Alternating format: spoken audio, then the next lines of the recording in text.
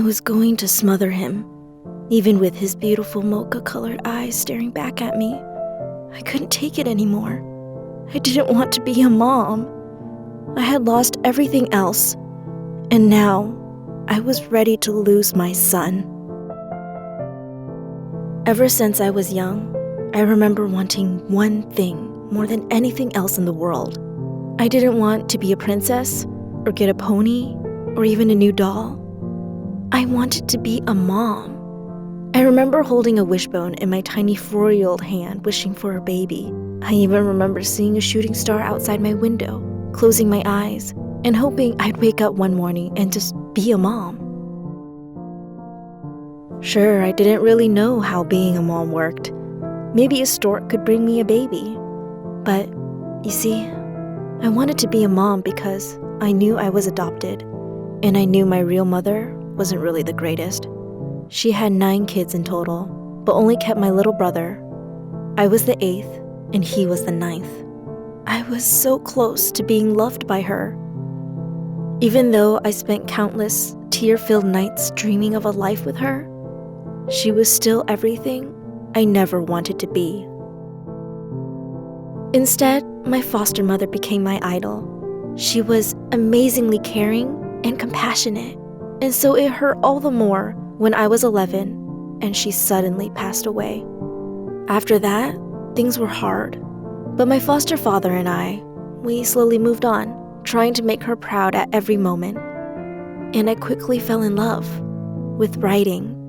It was my escape from the stress of elementary, middle, and eventually high school. That's when I met him. He was tall, sweet, funny, caring, and everything I wanted. Besides writing, he was the first and only person I was in love with. By the time we finished uni, we had been dating for 2 years, and I was sure we were gonna get married sooner rather than later. And after months and months of me, not so subtly, hinting that I was ready for him to propose, he bought an engagement ring, got down on one knee, and asked me to marry him underneath a heart-shaped firework on the 4th of July. We got married almost immediately, and now I was ready, really ready, for something I wanted for as long as I could remember, a baby. Now, my husband knew about my wishes, but told me to wait a year. But in my mind, I had waited too long, and so I tried anyway. I know, I was selfish, horrible, and unfair. And after months of trying, we finally had to visit the doctor to ask what was wrong. Coming back into the room with my test results, the doctor gave me a sorry frown and said, "There's a possibility that something was wrong with your uterus." As I gripped my husband's hand tighter, the doctor told me if things didn't clear up, I would have to get a hysterectomy. "So, I can't have a baby?" I asked. She wasn't sure. I really had to wait this time. And a few weeks later, I returned to the doctors. That's when they told me not only was I okay, but I was pregnant. Woo! No way! Dream come true! Everything was okay. Life was going to be great, right? I knew a baby was going to be hard work, so I started watching and reading things to learn about what I should expect. I asked my older sisters what their experience was like. I asked my ex-girlfriend, who had had a baby 6 months before I had mine, so I thought I was ready. Besides the morning sickness being so bad I had to quit my job, my pregnancy was okay. It could have been worse. I was ready for a second child, even before my baby was born. I couldn't have been more wrong. I expected not to sleep, and I expected not to have much of a social life. I knew life would never be the same, but I was optimistic. But after the first week of bringing him home, after not sleeping for 2 days at the hospital because of my labor, and after 2 intense days of restless adjusting, I fainted, my optimism already exhausted. I knew life was going to be different, but after having my son, I realized that By bringing his life into the world, I simultaneously lost my own life. I hated waking up. I hated knowing that I would be stuck at home dealing with the baby by myself, while my husband was at work, unable to go on paternity leave. I couldn't work, couldn't sleep, couldn't write, and couldn't live. I wasn't allowed outside. I had no outlet. I became depressed. When I wasn't crying, I was yelling, blaming, and pushing others away. I had lost everything, and I was about to lose myself.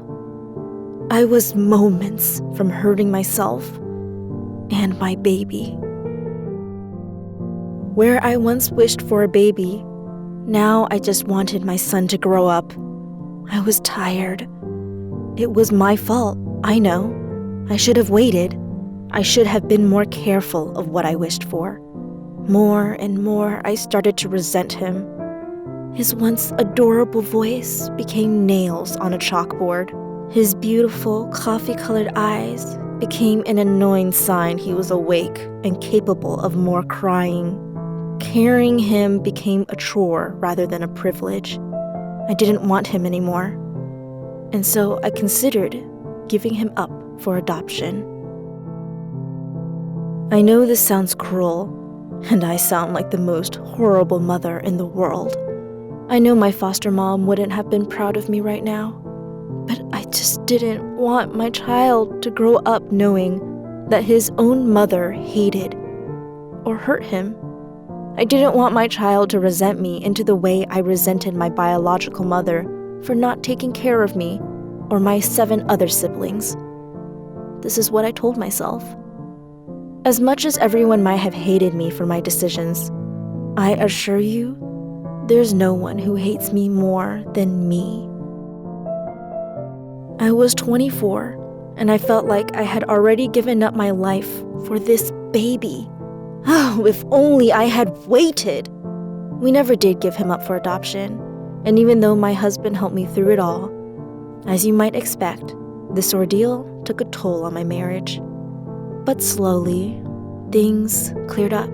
Every time I got frustrated, I remind myself of my foster mom and how she'd do it for me. I learned to let go of my expectations, my regret, and my guilt, and focus on being a good mother, a patient mother. My son is 2 now, and he's growing up to be such a wonderful little person that I couldn't imagine my life without him. My husband, as always, has also been such a great support, and I have 2 amazing best friends who have helped guide me through this smokescreen of depression.